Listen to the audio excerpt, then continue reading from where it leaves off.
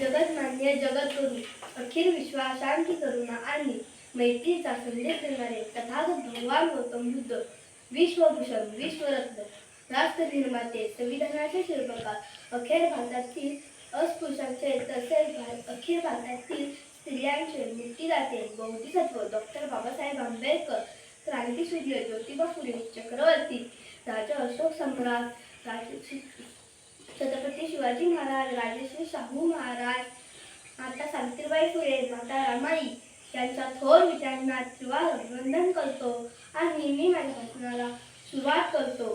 Doctor Babasaheb आंबेडकरांचे पूर्ण नाव भीमराव रामजी आंबेडकर असे होते, परंतु त्यांना डॉक्टर बाबासाहेब आंबेडकर म्हणून ओळखतात. त्यांच्या आईचे नाव भीमाबाई असे होते. त्यांचा जन्म मोरगाव मध्य प्रदेश येथे झाला, परंतु बाबासाहेबांचे मूळ गाव अंबावती तालुका मंडणगड जिल्हा रत्नागिरी या रत्नाचा जन्म रत्नागिरी तालुका येथे झाला, म्हणून या भूमीला रत्नभूमी म्हणून ओळखतात. अस्पृश्यांच्या कुटुंबात जन्मल्यामुळे बाबासाहेबांना शाळेत बसून देत नव्हते.